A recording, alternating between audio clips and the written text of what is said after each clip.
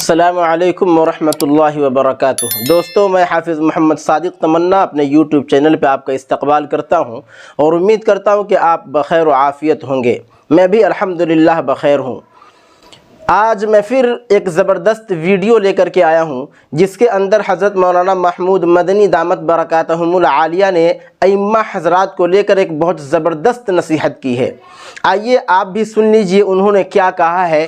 Video شروع کرنے سے پہلے آپ سے گزارش کرتا ہوں کہ اگر آپ نئے ہیں تو میرے یوٹیوب چینل کو سبسکرائب کر لیجئے، اور اگر آپ فیس بک پر دیکھ رہے ہیں تو میرے پیج کو فالو ضرور کر لیجئے تاکہ آنے والی ویڈیوز کی نوٹیفیکیشن آپ کو ملتی رہے۔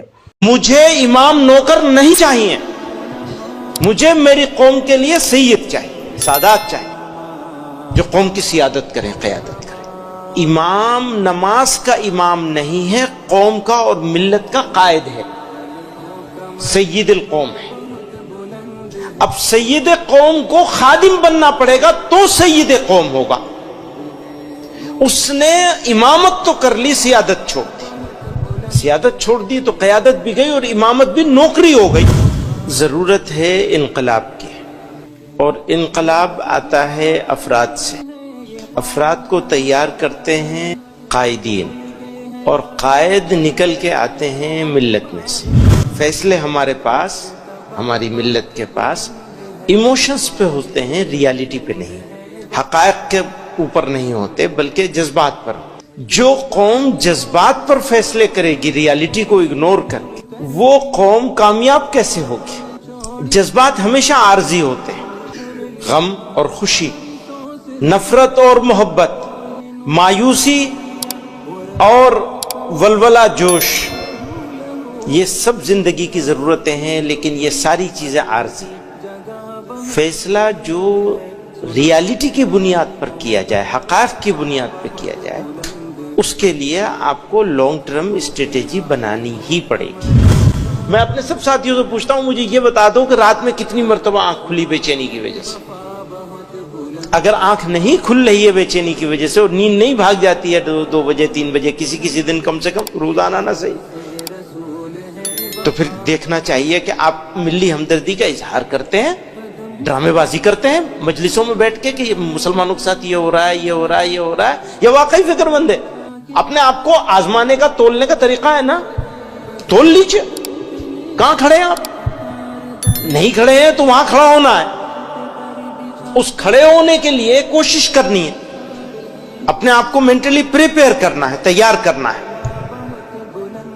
تیار کر لیا تو راستہ، منزل، مشکلیں سب آسان ہو جائیں۔ آپ کو یہ بلڈنگ بنانی ہے، اوپر سے کیسے بنائیں گے؟ آپ کو نیچے سے بنانی پڑے گی نا۔ کام کہاں سے ہوگا؟ نیچے سے ہوگا۔ نیچا کون ہے؟ سب سے نیچے شروعات کہاں سے کریں گے آپ؟ گاؤں سے، محلے سے۔ اپنے گاؤں سے کرنا پڑے گا یا اپنے گاؤں کے پڑوس کے گاؤں سے کرنا پڑے گا؟ اگر آپ محلے کے رہنے والے تو بھی آپ کو گاؤں میں جانا پڑے گا، یا محلے میں پڑوس کے محلے سے کرنا پڑے گا۔ آپ کا محلہ نہیں سدھرے گا، آپ کا گاؤں نہیں سدھرے گا تو ملک کے مسلمان کیسے سدھرے گا؟ کوئی راستہ شارٹ کٹ نہیں ہے، انفرادی زندگی میں بھی کوئی راستہ شارٹ کٹ نہیں ہے، کبھی یاد رکھیے گا اس بات۔ کوئی شارٹ کٹ نہیں ہے، یا تو آپ چور ہیں یا آپ ایماندار ہیں۔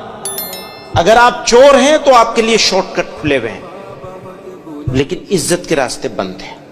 یا آپ ایماندار ہیں تو آپ کے لیے کوئی شارٹ کٹ نہیں، آپ کو ہمیشہ لمبا راستہ چاہیے۔ ہماری لڑائی تو ہماری خود سے ہے، دوسرے کسی سے نہیں ہے۔ میں معافی چاہتا ہوں اس بات کے لیے، ہمارے لوگ بہت ناراض ہوتے ہیں اس بات پر۔ ہماری لڑائی کسی اور سے نہیں ہے، ہماری لڑائی تو ہماری خود سے ہے۔ ہم کہاں کھڑے ہیں؟